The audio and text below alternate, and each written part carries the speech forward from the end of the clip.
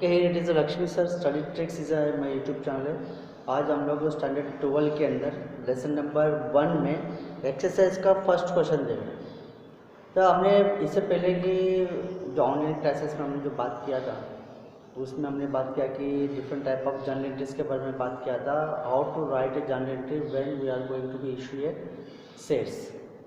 तो शेयर्स जब भी हम इश्यू करते हैं उसके अंदर अपन को 6 जर्नल एंट्रीज हमने स्पेसिमेन में देखा है।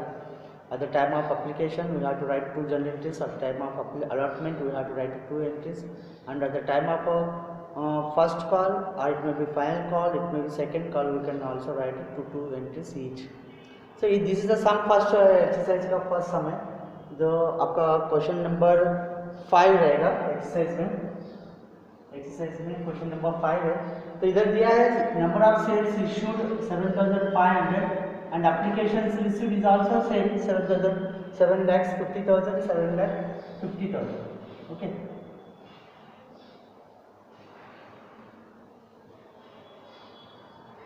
Okay, 7,50,000 and application amount is 3 rupees per share, allotment is 4 rupees per share and first and final call is 3 rupees per share. So according to that we have to write a journal entry. The first journal entry, that is journal entries in the books of company, writing the headings journal entries in the books of company means the name of the name is given. Then you can also write a name, that is Nandalal company. Okay, and we have to make a format, that is date and particulars, LF and debit amount paid. Okay, here is the date, particulars, LF, debit, paid. The first entry, that is a 7,50,000 का we have to issue the application amount whenever we are to be issued। जब हम issue करते हैं तब हमको कुछ नहीं मिलता है, लेकिन जब हम एप्लीकेशन हम लोग को रिसीव होता है, मतलब कितना लोग मेरे को एप्लीकेशन दे रहा है, फिर वो एप्लीकेशन अमाउंट जो भी मेरे पास आता है तभी मेरे को क्या आता है, पैसा आता है। पहले तो अमाउंट आता है। So that is the first entry will be going to bank. So bank account data to equity share, ऐसे भी लिख सकते हो, equity share application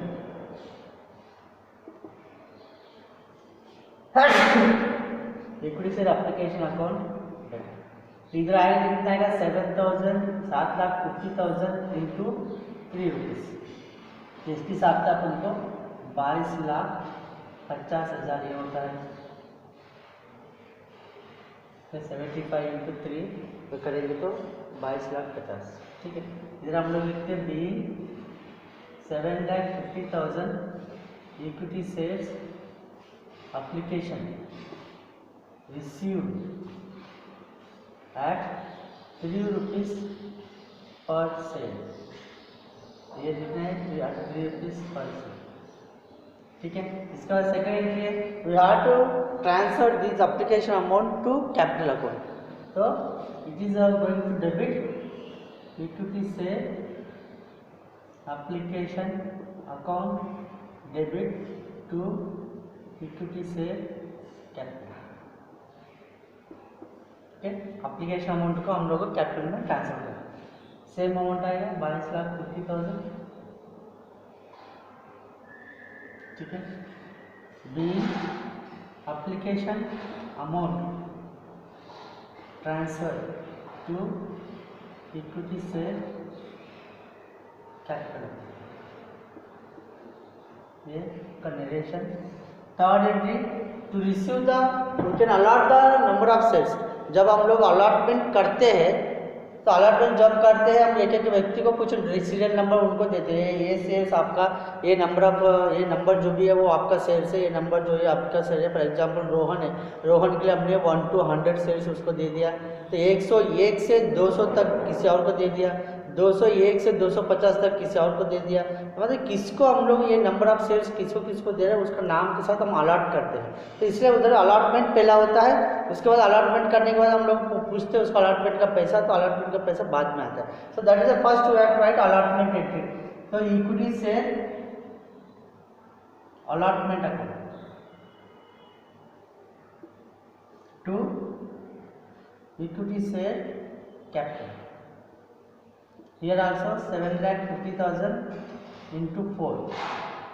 Okay. Being equity shares allotted.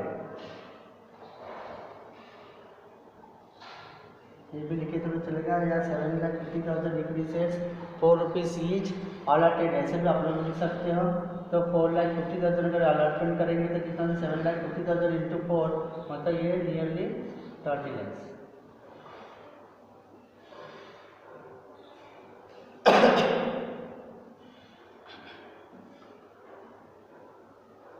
ठीक है। Fourth one, when you have to receive the amount from the allotment, that is bank account. Bank account data to equity share allotment.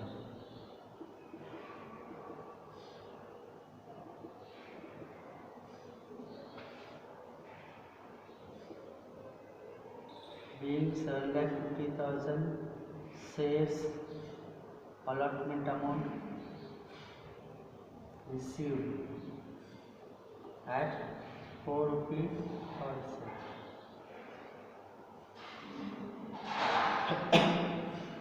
Final. इसके बाद हम first and final call है, तो we have to call the first. हम बोलते पैसा दो मेरे को, फर्स्ट हम क्या करते हैं, फर्स्ट कॉल दे दो या फाइनल कॉल दे दो, शेयर होल्डर को हम लोग पूछते हैं। तो पूछने के लिए पैसे एंट्री आता है, तो इक्विटी से first and final call account data to equity से कैपिटल। ठीक है। ये भी कितना है, 3 रुपीज़ है, तो सेम 22,50,000। जब बिलिंग आप लोग लिख लेना, जैसे ऊपर हमें एग्जांपल दिया था वैसे सेम लिखना है।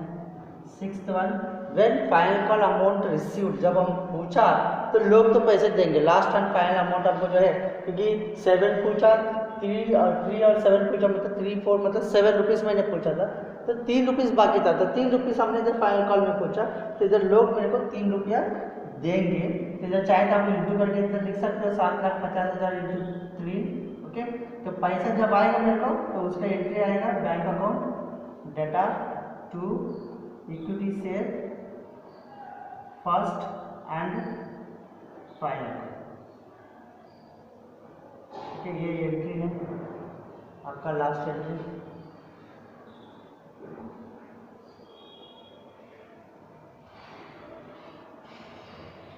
तो इस तरह से आपका जनरल टेस्ट लिखना है। ये क्वेश्चन नंबर 5 का है।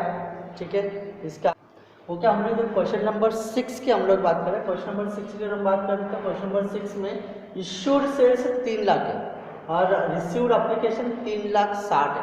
मतलब कभी भी हम जो शेयर्स इश्यू करते हैं अगर उससे ज़्यादा अगर शेयर्स एप्लीकेशन अपन को आता है उसको हम बोलते हैं ओवर सब्सक्रिप्शन। मतलब issue number of issue share से भी ज़्यादा अगर मेरे को एप्लीकेशंस मिलता है उसको ओवर सब्सक्रिप्शन बोलते हैं। जितना एप्लीकेशन ज़्यादा आता है उसको तो हम लोग शेयर्स नहीं दे सकते, तो वो एप्लीकेशन अमाउंट को हम लोग क्या करते हैं, रिजेक्ट करके उसको वापस कर देते हैं उनका पैसा। ठीक है, ये आपको ध्यान देना है। ओवर सब्सक्रिप्शन होगा तो अमाउंट आपको रिटर्न करना पड़ेगा। और दूसरी चीज़ है, एप्लीकेशन अमाउंट 4 रुपीज़ पर रुपीज़ दिया है, अलॉटमेंट अमाउंट 3 रुपीज़ पर शेयर दिया है, फाइनल कॉल 3 रुपीज़ पर शेयर दिया हुआ है। तो कैसे लिखता है, अगर ओवर सब्सक्रिप्शन आता है तो कैसे लिखते हैं? तो फर्स्ट वन है एप्लीकेशन अमाउंट रिसीव्ड, कितना शेयर का मिला मेरे को, 3,60,000 शेयर्स का ले एप्लीकेशन अमाउंट मेरे को मिला है। तो फर्स्ट एंट्री आपको बैंक आएगा, bank account data to equity share application account. तो इधर कितना है, 3,60,000 मेरे को एप्लीकेशन मिला है और एक का 4 रुपया है। ठीक है, तो being application amount on 3,60,000 at 4 रुपये पर शेयर रिसीव्ड। ऐसा आप उनको लिखना है, इसको हम बोलते हैं नरेशन। तो इससे इंटू करेंगे 4,0,0,0,0 4 6 24 4 3 12 और 4 14, तो कितना है 1,44,000, 14,40,000। ठीक है, सेकेंड एंट्री है। अगर हम इसमें चले जाते हैं 14,40,000 मेरे को आया, इसमें से 60,000 ज़्यादा है क्योंकि इधर 3 लाख है, इधर 3,60,000। तो जब 60,000 ज़्यादा है तो उन लोग अपने शेयर्स नहीं दे सकते हैं। तो जो 60,000 एक्स्ट्रा एप्लीकेशन मेरे को मिला उसको क्या करना पड़ेगा, स्क्रूटिनाइज करके जो जहाँ पे मिस्टेक होगा या फॉर्म सही से नहीं भरा होगा या प्रूफ नहीं दिया होगा उस तरह का एप्लीकेशन हम साइड पर रख के 60,000 को हम वापस कर देते हैं। तो वापस करें तो मेरा पैसा जाएगा और ये अमाउंट ट्रांसफर हो जाता है equity share application account data to equity share capital में ट्रांसफर होगा और टू बैंक। जो हम लोग रिजेक्ट कर रहे हैं, कितना रिजेक्ट कर रहे हैं 60,000 एप्लीकेशन हम लोग एक्स्ट्रा जो है उसको हम लोग रिजेक्ट कर रहे हैं, बाकी का हम लोग फॉर्म के अंदर रखते हैं। तो 3,60,000 इंटू 4 कैपिटल में आएगा कितना 3,00,000 इंटू 4, क्योंकि मेरे इश्यू सेल्स जो है वो आपको कैपिटल में आएगा और जो एक्स्ट्रा है वो रिटर्न चले जाएगा, इसलिए टू बैंक हमने लिखा। इधर बी लिखेंगे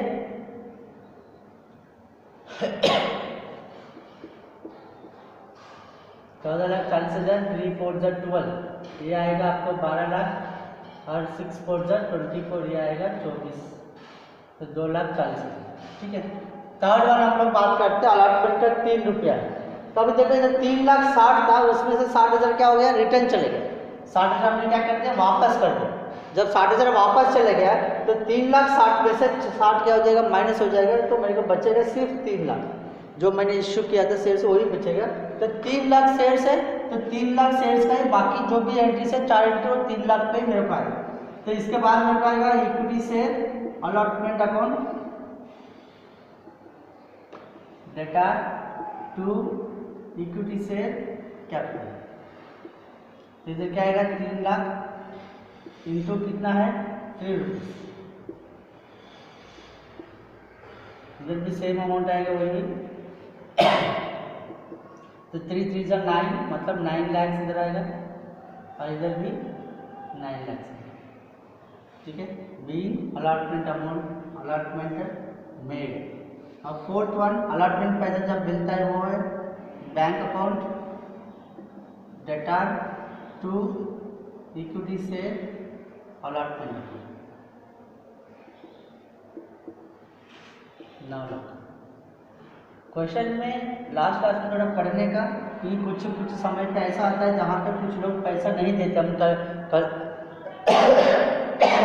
कल बात किए थे कुछ लोग पैसा नहीं दे पाते, ऐसे भी लोग होंगे। तो इधर अपन को सेकेंड वो जो पैराग्राफ है इधर दिया all the sums due on allotment and final call were received in full except final call 2,000 equity shares. Okay, अगर हम ये इसके बारे में अगर हम बात करते हैं फाइनल कॉल में 2,000 शेयर्स का पैसा नहीं आया ऐसा वो उसने बोला। तो 2,000 शेयर्स का जो पैसा नहीं आता है उसको हम लोग कॉल इन आरियर्स बोलते हैं। मतलब कॉल इन आरियर्स मतलब क्या होता है, अगर जिसका भी शेयर्स होता है, अगर मेरे शेयर्स है कंपनी के अंदर, अगर मैं वो समय पे पैसा नहीं दे पाया, जब पैसा नहीं दे पाया, ऐसा मेरे जैसे लोग बहुत लोग भी होंगे, कोई ना कोई होगा जो कंपनी को शेयर्स का पैसा सही समय पे नहीं दे पाते। तो सही समय पे नहीं दे पाते तो उसको हम लोग बोलते हैं कॉल इन आरियर्स। मतलब कंपनी के लिए वो कॉल इन आरियर्स होता है, जिसका शेयर्स का पैसा कंपनी के पास नहीं पहुंचती है उसको हम लोग कॉल इन आरियर्स बोलते हैं। तो इधर अपन को वो कॉल इन आरियर्स अपन को दिखाना पड़ेगा। तो इक्विटी शेयर पहले तो हम लोग लिखेंगे कॉल का equity share final call, equity share final call account data to equity share, ऐसे भी लिख सकते हो ऐसे भी लिख सकते हो कैपिटल अकाउंट।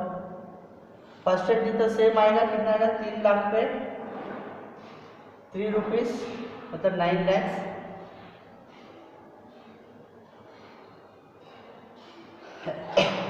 इधर हम लोग लिखेंगे being 3 lakh equity shares at final call was made 3 lakh shares at 3 rupees per share हम लोग लिखेंगे। इसके बाद 6th वन आएगा बैंक, जहाँ पर मेरे को पैसा मिलता है, तो बैंक अकाउंट डेटा। इसके बाद हम लिखेंगे कॉल इन अरियर्स, जिसका पैसा मेरे को नहीं आ रहा है। और इसके बाद हम लिखेंगे टू इक्विटी शेयर फाइनल का, ठीक है, ये अपना हो गया। इसके बाद हम लोग इधर नरेशन लिखेंगे और 3 लाख में से 2000 हम लोग किधर आएगा, कॉल इन अरियर्स में आ गया, 2000 इंटू 3, तो ये हो गया मेरा 6000। इसके बाद इधर बाकी कितना आएगा, 2,98,000 इंटू 3, मतलब 9 लाख में ये गया तो 8,94,000 ये आएगा, और टोटल आएगा मेरे को इधर 9 लाख। इसके बाद इसको हम लोग टोटल करेंगे, लास्ट में जो भी टोटल आएगा आप कैंसिल लेके इसको टोटल कर सकते हैं। मतलब इस तरह का अगर कॉल इन अरियर्स होता है जिसका पैसा आपको नहीं मिलता है, वो पैसे के लिए अपन कॉल इन अरियर्स लिखना है। और ये कॉल इन अरियर्स अपन को ध्यान रखना है, जिसका शेयर्स का पैसा नहीं आता है वो इधर आएगा, और बैंक में वो नंबर ऑफ शेयर्स माइनस करके आपको इधर इंटू करना है, जितना भी पैसा रहेगा वो मेरे को पैसा आ रही है और ये पैसा नहीं आ रही है, जो पैसा नहीं आ रही है वो कॉल इन अरियर्स में चले जाएगा, ठीक है।